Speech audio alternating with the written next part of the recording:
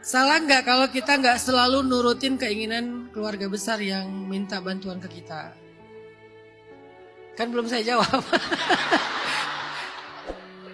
Sebetulnya semua paham ya kondisinya ya. Kita harus, nggak ada jawaban yang berlaku untuk semua kasus. Nggak ada yang general. Pasti ada dhawabit, ada spesifiknya. Tergantung yang minta tolong itu siapa dulu. Kalau yang minta tolong atau yang membutuhkan kita itu adalah yang wajib kita nafkahi, maka dalam hal yang wajib itu tidak dibutuhkan kerelaan. Kita rela nggak rela harus kita kasih. Siapa contohnya? Keluarga itu misalnya yang dalam perwalian kita. Misalnya saya punya ponakan. Ponakan saya yatim. Maka saya wajib menafkahi dia. Ini pertanyaan mewakili untuk yang berumah tangga. Jadi bukan saya aja ya.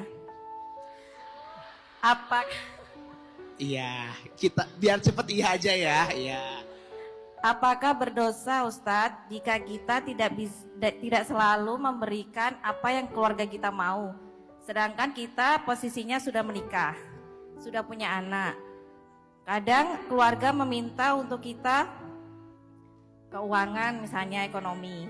Kita biasa memberikan, tapi ada suatu saat kita tidak bisa memberikan. Nah, pada saat kita bisa memberikan, kita biasa dipuji. Saat kita tidak bisa memberikan, biasanya keluar, kok pelit, kata-kata, kamu tuh rezekinya ini, tapi kok enggak bisa, padahal cuma segini, padahal itu sering.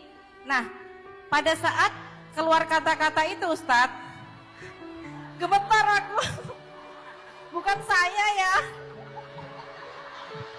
Iya nggak bilang Mbak Dian siapa? Iya contoh, iya. Jadi bagaimana Ustadz? Apakah itu berdosa? Nah, apakah itu mempengaruhi rezeki kita? Di saat mereka meminta kita, kalau kita tidak bisa memberikan, keluarlah kata-kata yang buruk lah istilahnya. Apakah itu mempengaruhi? Padahal kita juga punya keperluan, kita sering membantu. Hanya satu aja kita tidak bisa membantu, kata-katanya keluar yang kata-kata buruk itu. Terima kasih Kak Dian udah mewakili kita-kita yang berkeluarga kan. Ini bukan cuma Kak Dian doang loh ya. Ini kita semua. Salah nggak kalau kita nggak selalu nurutin keinginan keluarga besar yang minta bantuan ke kita? Kan belum saya jawab. Sebetulnya semua paham ya kondisinya ya. Kita harus, nggak ada jawaban yang berlaku untuk semua kasus. Nggak ada yang general. Pasti ada dhawabit, ada spesifiknya. Tergantung yang minta tolong itu siapa dulu.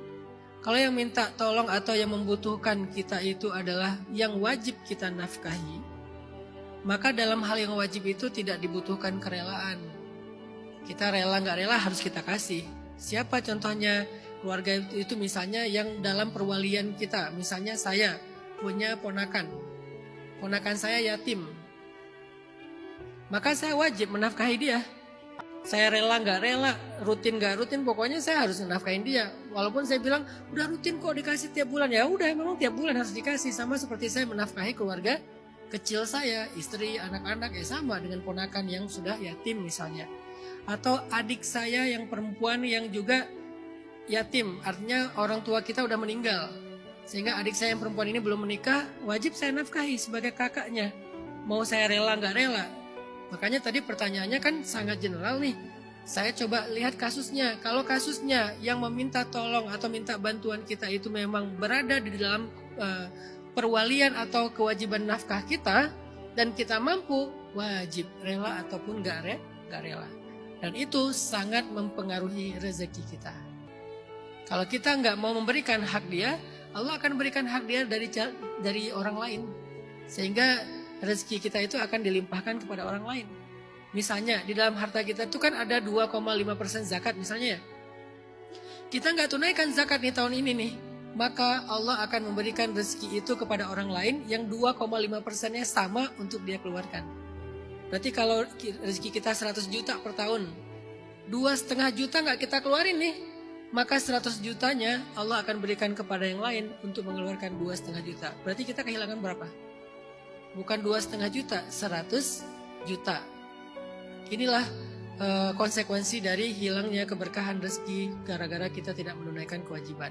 Tapi kalau di luar kewajiban pernafkahan, sepupu atau saudara jauh, atau bahkan baru dia ngaku saudara setelah kita sukses, selama ini nggak tahu kemana gitu ya, maka kewajibannya sama dengan kewajiban kita kepada sesama muslim yang lainnya. Lihat kondisi dia, bukan lihat hubungannya. Kalau yang pertama tadi kan lihat hubungannya, terserah kita rela nggak rela tetap harus kita berikan. Tapi kalau yang ini nggak lihat hubungannya, tapi lihat kondisinya. Satu, dia tuh ternyata emang benar-benar butuh, bukan males, bukan jadi ngandelin kita, bukan manfaatin, emang butuh. Dan butuhnya emang dia belum survive ya, jadi butuhnya masih rutin gitu. Selama kita masih mampu, kalau saya memilih tetap memberikan bantuan kepada dia, karena dengan membantu dialah saya mendapatkan rezeki yang berkah. Allah tambahkan rezeki saya. Kalau dia benar-benar butuh, biasanya dalam Islam disebut dengan orang yang ta'afuf, orang yang menjaga iffah. Apa itu ta'afuf?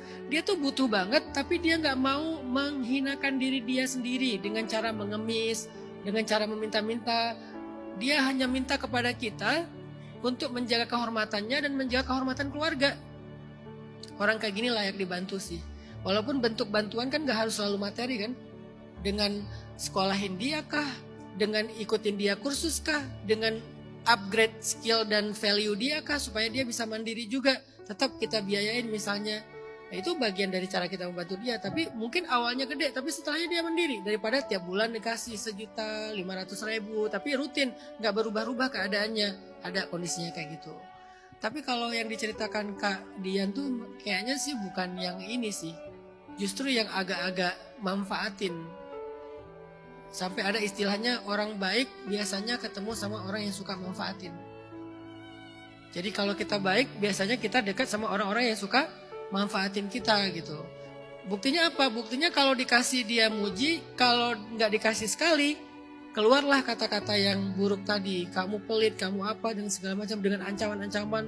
Nanti rezeki kamu nggak berkah, bla bla bla. Nggak usah khawatir. Kalau orangnya memang kayak gitu, pertama dia tidak sehat secara perilaku, secara akhlak. Lagi pula selama ini udah kita bantu, maka tidak membantunya sesekali bagian dari cara kita mendidik dia.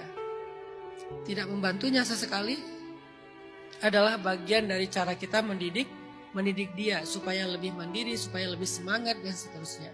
Saya pikir kondisinya sangat berbeda tergantung orangnya. Kemudian yang kedua, semoga Kak Dian Anggraini diundang oleh Allah Subhanahu wa taala ke tanah suci. Bukan dipanggil, maaf. Diundang. Salah diksi ya. Dipanggil Allah, diundang Allah. Ya, diundang Allah ke tanah suci. Karena tadi permintaannya semoga bisa apa tadi? Dipanggil umroh ya? Enggak pakai panggil kan? Oh, umroh lagi. Umroh dan haji. Oh, nambah haji. Umroh dan haji. Oh, mau apa lagi doanya? Mau apa lagi? Oh, udah. Semoga Kak Anggraini diundang umroh dan haji. Begitu juga kita semuanya insya Allah.